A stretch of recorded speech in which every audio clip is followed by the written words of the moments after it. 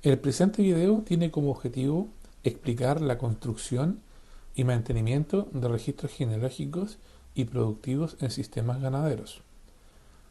Su elaboración está en el contexto del Programa Nacional de Mejoramiento Genético Ganadero Ovino y Bovino de INEA. Dicho proyecto tiene como objetivo validar e implementar las metodologías y procedimientos necesarios para el mejoramiento genético de la masa ganadera nacional. Los contenidos se encuentran explicados en el boletín INEA número 409 del año 2019, que puede ser bajado desde la plataforma web de nuestra institución. Para comprender la estructura de un registro genealógico como el que lleva a cabo utiliza INEA, se debe saber de que la estructura está basada en los requerimientos de distintos softwares que son utilizados en la actualidad en todo el mundo para la gestión genética. Por lo tanto, el diseño que vamos a explicar en este video está basado en los requerimientos de la mayoría de estos softwares.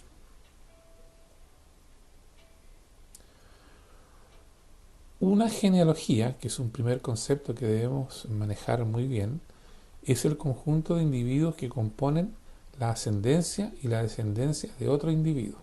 Por ejemplo, el animal 15, presentado en este dibujo, tiene registrados de sus padres, de sus abuelos y de sus bisabuelos, que están representados esquemáticamente en este árbol genealógico. Si nosotros queremos registrar o hacer un registro de este árbol genealógico, debemos conocer el concepto del registro genealógico, y este es un instrumento técnico que permite el registro de una genealogía.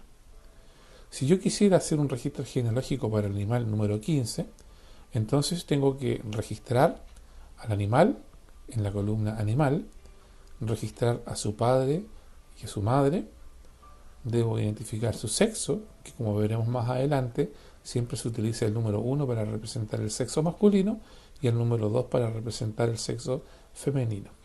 Y también debemos registrar la fecha de nacimiento en formato día, mes y año.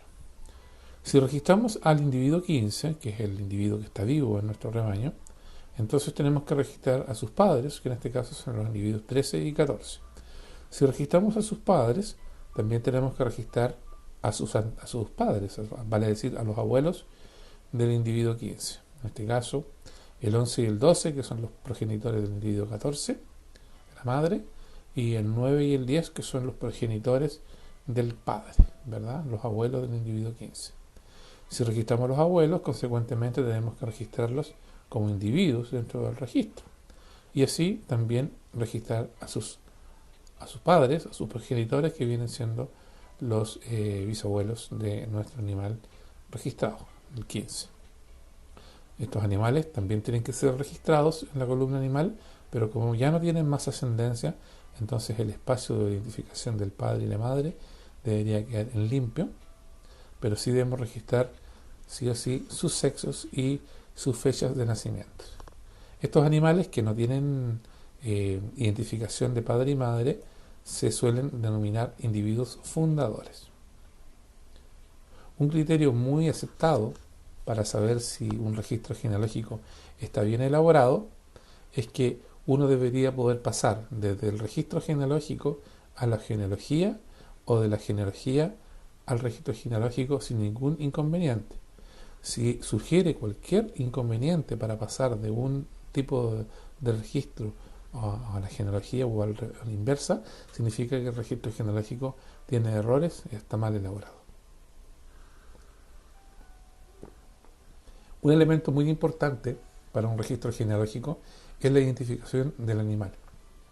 En el caso de los bovinos, esto se ve facilitado debido a que el Servicio Agrícola y Ganadero ha implementado lo que se conoce como Dispositivo de Identificación Individual Oficial, o DIO, el cual es obligación en todos los bovinos.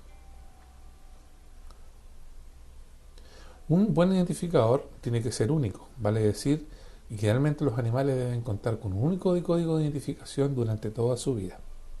Debe ser intransferible, vale decir, jamás se debe asignar el código de identificación de un animal a otro, incluso si éste se encuentra muerto. Por último, debe ser irrepetible, vale decir, no puede haber dos animales contemporáneos o que hayan vivido en distintas épocas que utilicen un mismo código. En línea ha decidido implementar un sistema de identificación animal que consta de 3 letras iniciales que son correspondientes a el centro al cual pertenece el animal. Por ejemplo, HID representa el centro hidanco. Luego viene un número correlativo en el caso de los ovinos, y en el caso de los bovinos lo que se pone es el DIO del animal, que es el dispositivo de identificación oficial.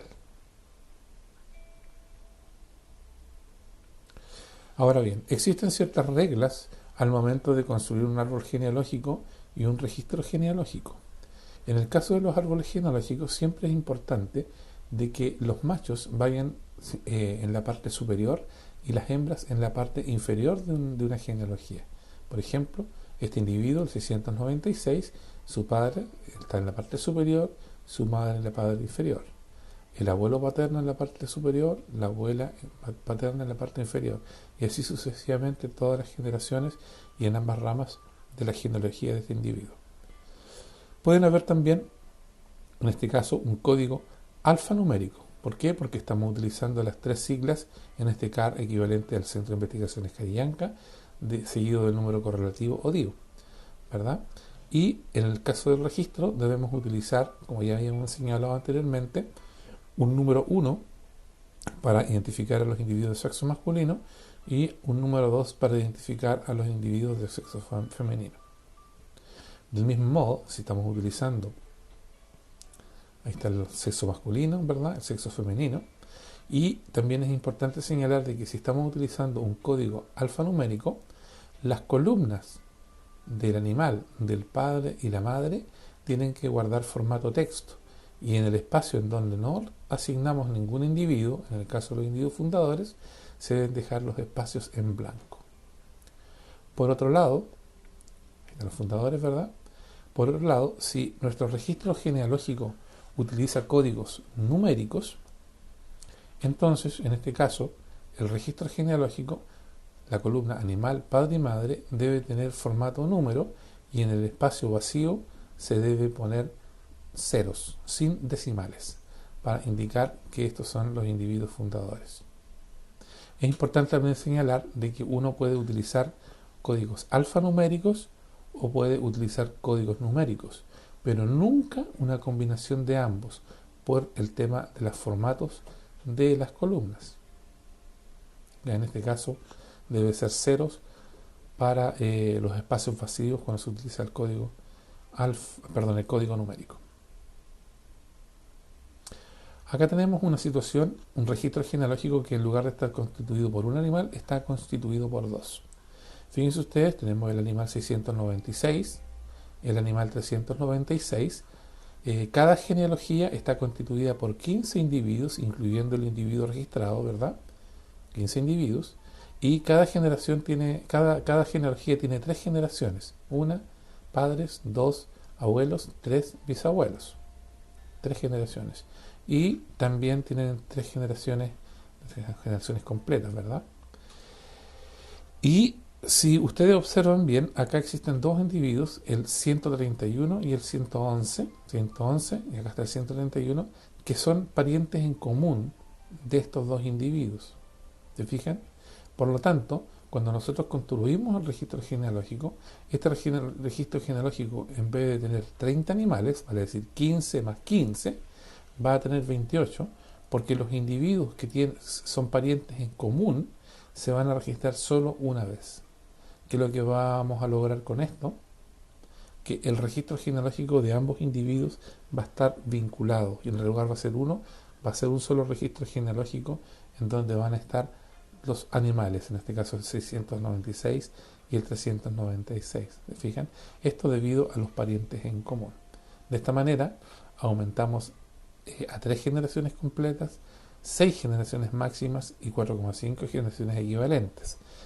De esta manera yo quisiera ejemplificar de que las genealogías de varios individuos emparentados se potencian en un registro genealógico que tiene estas características, esta estructura. Acá tenemos un ejemplo de lo que se está haciendo actualmente en Inia con los planteles Angus de Inia La Pampa, de Inia Tamelaique e Inia Campenaique, en los cuales se están utilizando toros de inseminación para que dejan crías en ambos centros. Por lo tanto, los centros están conectados a través de estos toros de inseminación, a los cuales llamamos o denominamos machos de referencia. Y acá tenemos las genealogías de todos los centros en una sola, y ustedes pueden ver la cantidad de generaciones que se ha logrado llegar a tener en estos centros, producto de esta conexión que se genera por machos de referencia y debido a que las genealogías finalmente se encuentran vinculadas o unidas. Un asunto importante tiene que ver con el registro de animales de inseminación, que normalmente en Chile provienen de países como Estados Unidos, Nueva Zelanda y Europa. En el caso de los animales de inseminación, existen varios códigos que uno puede encontrar o puede advertir que existen en los catálogos. Por un lado están los nombres de pila, por ejemplo, Coleman Charlo 256. También podemos encontrar los códigos de identificación que asignan los centros de inseminación, de donde se hace la extracción del material genético de los animales. Y también está el registro oficial del país de origen. Este registro oficial del país de origen es equivalente al DIO que utilizamos en Chile. Por lo tanto, lo recomendable es siempre utilizar el DIO y no el nombre de pila que suelen observarse su uso en distintos criaderos. Es el registro oficial el que debe utilizarse en el registro genealógico. Este registro oficial tiene una virtud. Por ejemplo, yo podría ir a la American Angus Association, que es donde se registran todos los animales que provienen de Estados Unidos, y podría buscar este código de referencia en la página web de la American Angus Association, y se va a desplegar inmediatamente el registro genealógico de este toro en Estados Unidos, en donde van a ver ustedes, ahí tenemos el código del animal, código completo, porque fíjense que acá en el catálogo de esta empresa Provee Semen solamente sale el número, pero el registro oficial completo del animal lleva 3A, un asterisco más y el número del animal, y te indica el sexo. También está la fecha de nacimiento, algunos otros datos, y el registro genealógico, a ustedes pueden ver, están los padres, están los abuelos, están los bisabuelos del animal, y toda esa información nosotros podemos registrarla en la genealogía, ¿ya? Acá a propósito, acá está la genealogía del toro del padre, por ejemplo, ACC Paction 730. Acá está ACC Paction 730 y ese es el número del padre. No ese número, no es ese registro el que se pone, sino que es el registro oficial que está acá en la página web del American Angus. Entonces, por ejemplo, si yo utilicé este toro para inseminar a una vaca, que es la CAR 823, entonces yo registro la cría, al padre, a la madre, pero si utilizo un toro de inseminación, tengo que registrar, ¿no es cierto?, al padre en este caso, tengo que registrar a los abuelos, que son estos que están acá, los padres del toro de inseminación, y tengo que registrar a los bisabuelos de la cría, que son estos 4 que están acá, ¿no es cierto?, que son los abuelos del toro de inseminación. Y de esta forma, completando hasta donde sea posible, yo voy a tener un registro genealógico completo en el cual se incluye la genealogía de este toro de inseminación. En muchos criaderos en Chile, yo decía en la mayoría, solamente se registra el toro de inseminación. La verdad es que se tiene que registrar la genealogía completa. Ese es el motivo por el cual los catálogos de toros incluyen esta información, ¿ya? ¿Qué logramos con esto? Este, por ejemplo, es un torito de Inia La Pampa, en donde tenemos el nombre Inia, el número, ¿verdad? Y ustedes pueden ver que acá está la genealogía de la madre, que ya estaba en Inia La Pampa, en Osorno. Y aquí tenemos el registro genealógico completo del toro de inseminación. Hemos incluido, fíjense ustedes, hasta tatarabuelos, transtatarabuelos del toro de inseminación, gracias a la información que está en la American Angus Association, ¿ya? Con ella podemos calcular con mucha precisión, por ejemplo, la consanguinidad del animal, que es muy baja, y podemos también calcular el mérito genético de este animal como reproductor. Y eso es lo que finalmente nos entrega la confianza de que la genética que se está produciendo es la adecuada y la mejor posible. Existen otros datos adicionales que debe contener un registro genealógico. Por ejemplo, ya dijimos que tenía que estar el sexo, también tiene que estar la fecha de nacimiento. Esta fecha de nacimiento tiene que estar en formato día, mes, año. También puede ocurrir de que en el caso de algunos animales, por ejemplo acá estos fundadores, como son animales que son muy antiguos, a lo mejor no tenemos la fecha de nacimiento, pero hay que completar el dato.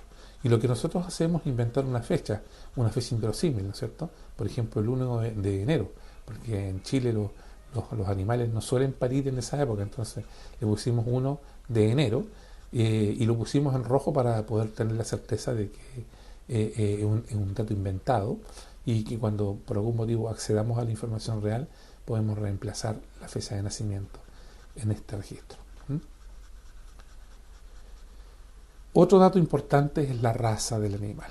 La raza del animal siempre tiene que ser un número y nosotros en INEA para poder definir este número hemos recurrido a la información del SAC que asigna números a una serie de animales y acá tenemos la mayoría de los bovinos utilizados en Chile para producción de carne y leche y doble propósito, y acá tenemos la mayoría de los ovinos que tienen un número también asignado, ¿ya? De esa forma, viendo el número, nosotros podemos saber de qué raza se trata, a qué raza pertenece el registro. Otro variable muy importante es la sobrevida al nacimiento. La sobrevida al nacimiento se refiere a si el animal sobrevivió a las primeras 24 horas ocurridas el parto o no. Si sobrevivió, se pone un 1, y si no sobrevivió, se pone un 0. De esto se desprende de que los animales que nacen muertos también deben ser registrados. Esto es un tema muy importante que hasta hace algunos años en el INEA no le habíamos dado importancia, pero descubrimos que tiene un valor técnico muy elevado. Les voy a poner un ejemplo. Tenemos dos ovejas que, supongamos, tienen el mismo mérito genético en cuanto a lo que es el peso al nacimiento de sus crías. Las tres ovejas producen crías del mismo peso, ¿ya? Sin embargo, en una temporada, son iguales, ¿verdad? En una temporada, una de las ovejas parió solo una cría y las otras dos ovejas parieron dos crías cada una. Como la que obtuvo una sola cría, en términos energéticos se reparte hacia un solo individuo, esa cría pesó 6 kilogramos. Mientras que las otras dos hembras que tuvieron dos crías, el peso promedio de estas dos crías fue de 4,5 kilogramos por la repartición energética, ¿verdad? No es que las ovejas tengan menor mérito, lo que sucede es que como tuvieron parto doble, entonces las crías normalmente van a pesar menos que si hubieran nacido en un parto simple. Sin embargo, a una de las ovejas que tuvo parto doble se le muere una de las crías. ¿Qué es lo que ocurre? Si nosotros no tenemos registrada la cría muerta, se va a asumir que esta oveja tuvo un parto simple y no un parto doble. Un parto simple de 4,5 kilos, que es muy bajo en comparación con este otro parto simple de 6 kilos. Luego, el mérito genético de esta oveja va a ser subestimado, va a ser considerado inferior a tal de estas otras ovejas, porque teniendo un parto simple, su corderito pesó muy poco. Entonces, la única forma de corregir esto es diciéndole al software, cuidado, pesó 4,5, pero es porque tuvo dos crías y una de ellas nació muerta. Y esto lo vamos a hacer registrando a la cría muerta. Otra variable muy importante también, que también tiene que ver con la sobrevida, es la sobrevida a secas. Muchas personas piensan que cuando hablamos de sobrevida es saber si es que el animal está vivo o está muerto. En realidad no es tan así. La sobrevida se refiere a la disponibilidad del animal como reproductor. 1 significa que el animal está reproductivamente disponible y 0 que el animal no está vivo reproductivamente. Bajo esta lógica, si yo tengo un rebaño de vacas, de bovinos, ¿no es cierto?, y tengo semen de un toro congelado, aunque el toro no esté vivo en mi rebaño, por tener semen disponible, el animal se considera vivo reproductivamente y se le asigna el valor 1. Por otro lado, yo podría tener animales vivos biológicamente, como por ejemplo un buey, ¿verdad? Pero este animal no es reproductivo, por lo tanto, debo asignarle un valor 0, aunque el animal esté vivo y presente en el rebaño. Es muy importante registrar esto. Y es importante actualizar la información de sobrevida, porque hay animales que son reproductores, ¿verdad?, que van a ir muriendo en el transcurso del tiempo, y no va a quedar semen o embriones congelados o óvulos congelados, y por lo tanto el animal deja de estar reproductivo y hay que ir actualizando esta información, que además es muy útil para poder hacer los censos de los rebaños. Hay siempre sugerencias al momento de construir un registro genealógico. La primera sugerencia es comenzar identificando a los animales inscritos de raza pura que conforman el rebaño o el núcleo genético que tengo. Si tengo 500 animales, pero realmente son 100 las que conforman el núcleo genético, esas 100 son las que de las cuales vamos a partir, digamos, registrando. Registramos a los 100 reproductores, a los 100 animales finos, ¿no es cierto?, que conforman este núcleo, y luego registramos al padre, la madre, el sexo, fecha de nacimiento y la sobrevida que hemos visto hasta ahora en lo que constituye el registro genealógico, y luego hacemos lo mismo con los padres, hacemos con los abuelos, bisabuelos, tantas generaciones, etcétera, como sea posible, ¿ya? No se trata de que vamos a llegar hasta los bisabuelos y se cortó, no, tenemos que hacerlo lo más hacia atrás como sea posible técnicamente. Lo normal es que lo mínimo deberían ser unas 3 generaciones por lo menos para poder tener un registro que pueda tener una utilidad técnica. Es importante evitar errores de escritura. Por ejemplo, el individuo car-123 no es el mismo individuo car-alto 123 o el individuo car espacio 123 o el individuo car/123 o el individuo car 123. Aunque a nosotros como seres humanos nos parezca que es el mismo individuo, el computador o el ordenador que hace el análisis estadístico va a señalar de que se trata de 4 o 5 individuos distintos, porque se tipió de manera distinta. Incluso si tú dejas un espacio al final del número, también va a ser considerado como un animal distinto, ¿ya? En este sentido, los computadores tienen esas características. Es mejor cortar y pegar los registros que están en formato digital que tipearlos a mano, porque esto reduce el error humano. ¿Cuáles son los errores más comunes que uno puede observar o hemos observado al momento de revisar los registros genealógicos que nos llegan? En primer lugar, el registro de los animales fundadores. Son muy pocos los criaderos que registran los animales fundadores. Esto es muy necesario. Si no tienes los animales fundadores, significa de que no tienes la última generación de tu registro genealógico. ¿Te fijas en lo que habíamos hablado inicial? En el fondo, los fundadores son los animales hasta donde llega la genealogía. Si no los registras, hay un error implícito, digamos, en la construcción del árbol genealógico, si nosotros quisiéramos hacerlo. Otro error muy común es que, por ejemplo, el animal 831 es hijo de la madre 837, acá destacada en rojo.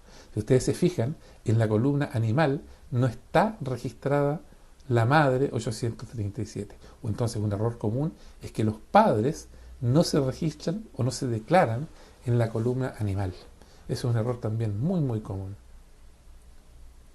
Fíjense ustedes acá, tenemos 2 animales con el código 225. Vale decir, aquí un error clásico también que hemos observado es el de asignar un mismo código a animales distintos. De hecho, este es un animal nacido el 2013 y este animal es nacido el 2012.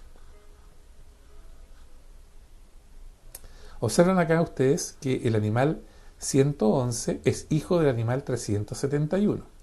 Si vamos al animal 371, que está acá, el animal 371 nació el 2017 y la cría nació el 2016, vale decir, el padre nació después que la cría.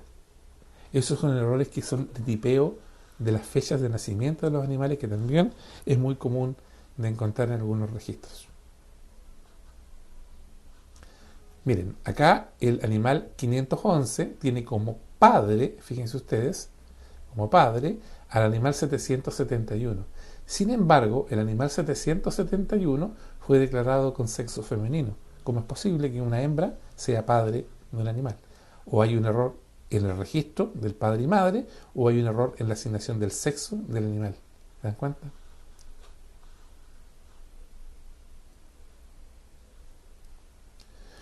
Vamos a hablar ahora de la construcción de registros productivos o de comportamiento individual de los animales. Habíamos dicho de que un registro genealógico es la forma como nosotros representamos o registramos la genealogía de un individuo. Según el decreto 93 de 1991 del SAC, debe existir una armonización entre lo que es el registro genealógico y el registro productivo, porque la fusión de ambos es lo que nos permite estimar el valor genético de los animales. Debe existir esa necesaria armonización. ¿Cómo funciona esto? Si yo tengo un animal al cual me interesa saber cuál es su mérito genético, porque deseo asignarle un valor comercial, por ejemplo, o porque deseo utilizarlo como reproductor, entonces si yo tengo información productiva de su ascendencia, primero que nada conozco su ascendencia, pero además sé cuál es el valor productivo de su ascendencia, entonces yo, si además conozco el valor productivo de la ascendencia de la hembra o de las hembras con las cuales se va a parear este animal, entonces yo puedo predecir cuál va a ser el valor fenotípico de las crías que todavía no nacen. ¿Me das cuenta? Puedo predecir, si estos animales tenían estas características productivas, entonces las crías probablemente van a tener estas características productivas. Y ese valor fenotípico, o la predicción del fenotipo de las crías, es lo que me devuelve un valor que se conoce como valor mejorante del animal. ¿Ya? Ahora bien, si yo tengo información, además de los hermanos, de los padres, de las madres, ¿no es cierto? Y tengo información real de las crías natas de este reproductor, la precisión con que yo voy a calcular el mérito genético de este reproductor puede sobrepasar el 90%. La verdad es que la metodología que actualmente utilizamos, que es la metodología Bloop, puede estimar el mérito genético de un animal con hasta un 98% de precisión, dependiendo de la cantidad de información genealógica y productiva que se cuente en nuestro registro. Por ejemplo, acá tenemos un reproductor comercializado durante varios años por una empresa proveedora de semen, y ustedes pueden ver que el año 2011 tenía un mérito genético de más 67 para el peso al destete, calculado con una precisión del 35%.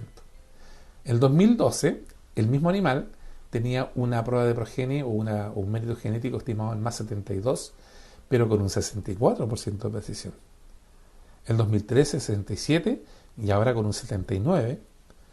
El 2014 tenía un valor genético de 69, calculado con un 85% de precisión, y finalmente el último año que tengo acá es el año 2015, en donde el mérito genético del animal es de 71 para el peso al destete, pero esta vez calculado con un 89% de precisión. ¿Por qué aumenta la precisión?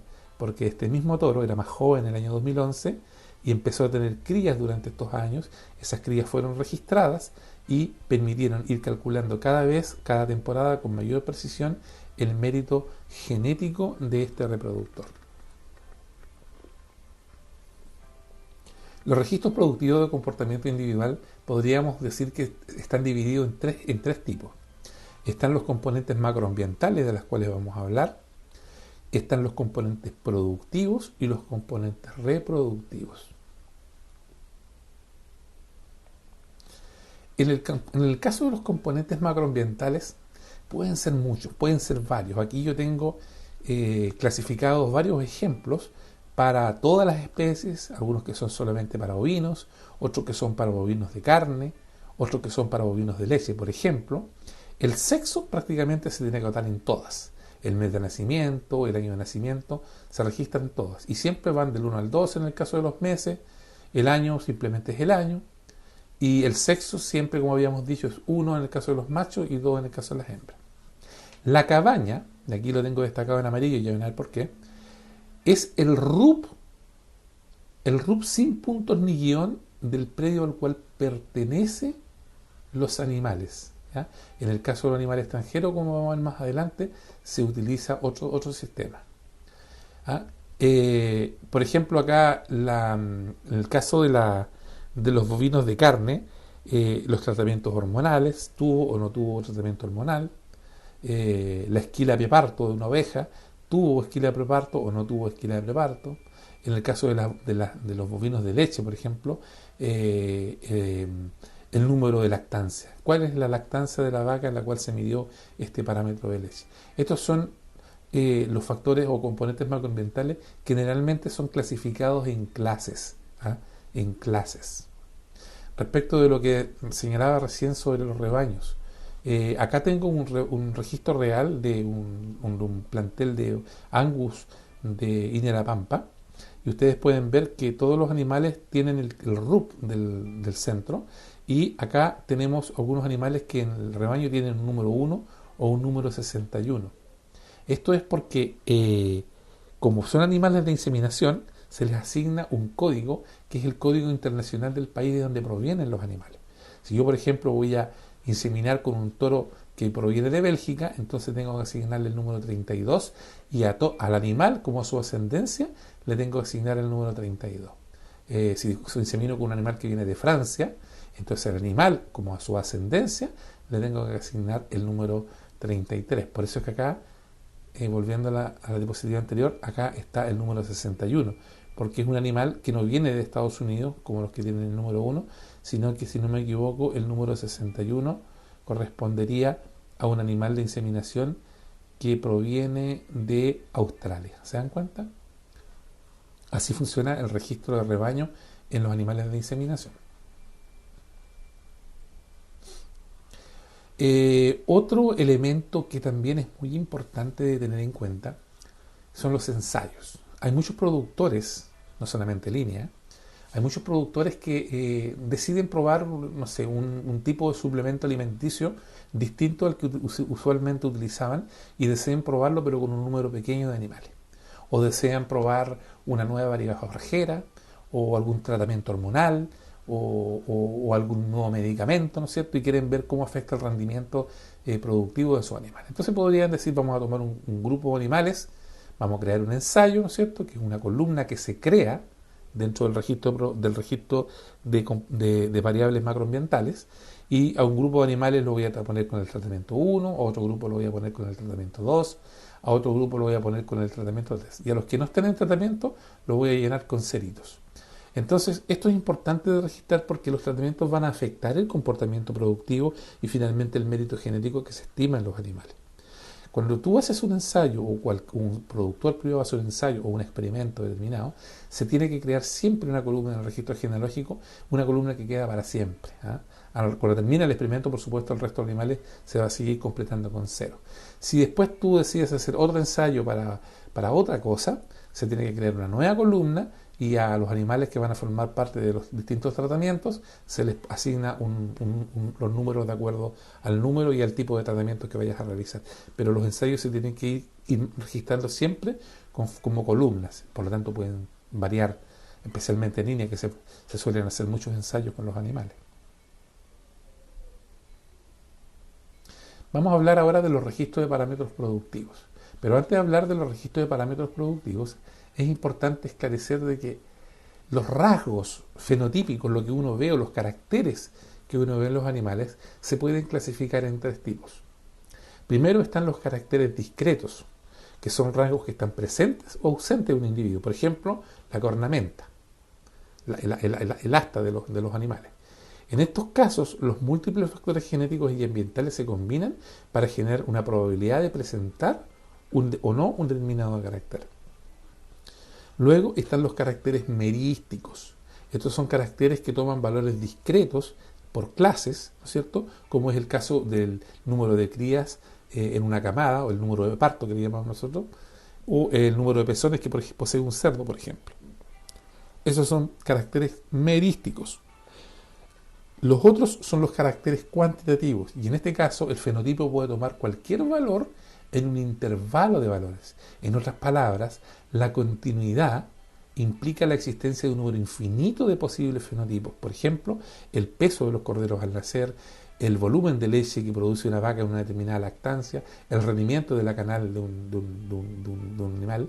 ¿Se fijan? Son parámetros que pueden ser muy amplios en cuanto a su continuidad de valores que podemos tener.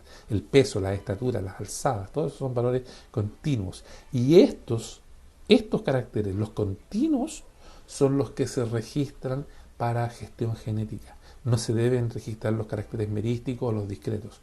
Los continuos son los que se deben considerar. Por lo tanto, la medición que nosotros contemplemos tiene que ser una medición que permita registrar el carácter continuo. Por ejemplo, el peso de un corderito. Aquí hay una tabla que se llama las tablas de conversión, perímetro torácico, peso del ternero al nacimiento. Sucede que hay muchos productores pequeños, no crianceros, que no tienen romana para pesar a sus animales. Entonces lo que hacen es utilizar estas tablas como esta, en las cuales, por ejemplo, se mide el perímetro torácico, que podría ser de 87 centímetros, y la tabla dice, entonces este animal debe estar pesando en torno a los 55 kilos. Este tipo de instrumentos son prácticos para productores que no son criadores, pero para la gente que produce genética o hace evaluaciones de genética no son viables porque reducen un carácter continuo, como es el peso del animal, a un carácter discreto que está determinado por las clases que se encuentran presentes en la tabla. No deben ser utilizados para criaderos de genética o para núcleos genéticos. Bueno, y los caracteres productivos, como ya hemos dicho, tienen que ser características continuas, que deben ser medidas en kilogramos, centímetros o porcentaje, ¿verdad? Por ejemplo, acá tenemos algunos ejemplos en bovinos, que son comunes para bovinos y ovinos, que son aplicables solamente a ovinos. En el caso también hay algunos que son para bovinos de leche, ¿no es cierto? Y son siempre parámetros que se cuantifican. ¿Se fijan? Por ejemplo, el peso del nacimiento está en kilogramos, el peso ajustado en kilogramos, ¿se fijan? Las ganancias de peso, kilogramos día, que aunque últimamente hemos decidido utilizar gramos día, porque los kilogramos puede ser muy difícil de registrar, pero siempre son valores continuos, ¿ya? Estos son los parámetros productivos de los animales. Los ajustes de los pesos es un tema que siempre ha sido motivo de discusión dentro de la institución. Si yo tengo un cordero que pesó 6 kilogramos al nacimiento y lo peso en torno a los 100 días, por ejemplo, el peso, digo en torno porque no va a ser a los 100 días, nunca voy a pesar todo un rebaño exactamente el día número 100 del nacimiento. Realmente se dispersan los datos en torno al día que yo deseo ajustar, que en este caso los 100 días. Supongamos que este cordero lo pesé a los 103 días, ¿ya? Y pesó 53 kilogramos. Si pesó 53 kilogramos, yo podría calcular la ganancia de peso diaria, que sería 53 kilos que pesó a los 103 días, menos los 6 kilos que pesó al nacimiento, dividido por 103 días, eso me da una ganancia de peso diaria de 0.45 kilogramos al día. ¿Se dan cuenta? Ahora bien, yo podría ajustar el peso, y para el ajuste de pesos en línea estamos utilizando esta fórmula. Si yo reemplazo los valores en esta fórmula, ¿verdad? Acá tengo el peso real, ¿no es cierto?, que fue de 53 kilos a los 103 días, menos los 6 kilos al nacimiento, dividido por 103, multiplicado por el número de días al que lo deseo ajustar, que en este caso son 100 días, en los bovinos son 205 días, más 6, que es lo que pesó el animal al nacimiento, me da que el peso a los 100 días de un animal pesado a los 103 kilos debería haber sido de 51,6 kilogramos porque le restamos la ganancia de peso que tuvo estos 3 días en los cuales nos pasamos, ¿se fijan? Entonces tenemos que a los 100 días debió haber pesado 51,6 kilogramos. Ahora bien, si yo calculo la ganancia de peso a partir del peso ajustado a los 100 días, voy a dar cuenta que la ganancia de peso diaria a los 100 días fue de 0,51 kilogramos día y no de 0,45 kilogramos día, como el que lo habría calculado utilizando el peso a los 103 días. Ahora bien, existe una controversia y una pregunta que suele generarse entre la gente que hace este tipo de levantamiento de datos en el campo. ¿Y cuál es el rango, si yo deseo ajustar a los 100 días, cuál es el rango que me debo dar para pesar los animales? ¿Cuál es el rango? Bueno, la respuesta tiene que ver un poco con la curva de crecimiento de los animales, que suele tener esta forma, así como media sigmoidea, ¿no es cierto?, en la cual nosotros tenemos un crecimiento lento en los primeros días, después tenemos un crecimiento muy acelerado, luego tenemos un aplanamiento de la curva de crecimiento, ¿se dan cuenta? Entonces, si yo quiero ajustar los días en este punto, que puede ser 100 días, 205 o cualquier día, quiero ajustar en este punto, yo voy a utilizar esta fórmula de peso ajustado de peso ajustado. Pero esta fórmula está basada en una función lineal, en una función lineal y no en una función que representa realmente el crecimiento de los animales. Como está basada en una función lineal, si yo me defino un rango relativamente pequeño, voy a estar cayendo dentro de la línea recta, ¿se dan cuenta? Por lo tanto, esta fórmula va a ser explicativa respecto de la variación de peso del animal. Pero si me alejo demasiado, ¿verdad?, del día al cual deseo ajustar, voy a caer en la curva. Voy a caer en la curva de crecimiento y por lo tanto esta función no me va a explicar la variación en el peso de los animales y mi ajuste de peso va a ser incorrecto. ¿Cuál es el criterio entonces? ¿Cuál es el criterio para definir este rango? El criterio que hemos definido como línea dice: el rango de tolerancia para el registrar dicho peso será la mitad de los días entre el primer nacimiento y el último nacimiento, habiendo llegado al 95% de los partos del rebaño. Vale decir, si entre el día 1, primer parto, y el último día transcurrieron 20 días, el último parto, ¿no es cierto? Entonces, el rango tiene que ser la mitad de 20, que vendría siendo 10, y por lo tanto deberían ser 5 días hacia arriba y 5 días hacia abajo. El rango que yo me debería dar para pesar los animales a los 100 días, en función del rango del tiempo que hubo entre el primero y el último parto. ¿Ya? Así funciona este criterio que hemos utilizado como institución. Otra variable que se está utilizando mucho en bovinos y que es un parámetro que permite predecir el futuro crecimiento de un animal. Fíjense ustedes qué importante, basándose en la altura a la cadera del animal entre los 5 y los 21 meses de edad. Para esto se debe saber la edad del animal y se tiene que saber la edad y tiene que saber la altura corporal del animal. Entonces yo mido a la cadera, ¿no es cierto?, la altura del animal y según la edad reemplazo. En el caso de los machos y en el caso de las hembras, y me va a dar un valor. Ese valor se llama frame score y nos permite estimar, digamos, o predecir cuál es el futuro de crecimiento de los animales. Y el frame se registra idealmente a todos los animales a la misma edad y se anota el número con decimales en el registro productivo. También hay un registro muy interesante que se está utilizando en Chile, muy poco, y se basa en lo siguiente. Habíamos dicho de que si yo conozco los datos productivos de los animales, yo puedo predecir el valor fenotípico de sus crías y por lo tanto puedo obtener el valor mejorante del animal que yo deseo evaluar. Ahora bien, este animal, en el caso de los bovinos, los animales que se desean evaluar normalmente no se engordan, ¿verdad? Porque son animales reproductores. Entonces, ¿cómo evalúo la infiltración grasa, la cobertura de grasa o el espesor de grasa del ojo lomo si es que yo no engordo este animal? Pues bien, lo que hago es evaluar digamos, mediante ecografía a los parientes de este animal, que sí pasaron a engorda. Entonces el dato se registra y con esos datos de los parientes que pasaron engorda y que luego fueron sacrificados, es con que se estima el mérito genético de los reproductores que no se llevan a engorda. ¿Mm? Y se puede predecir cómo van a ser sus crías. Y por lo tanto voy a tener el valor genético. Esto es un tema que se utiliza ya hace años en Estados Unidos, en los países desarrollados, pero no se está utilizando como se debiese en países como Chile aún.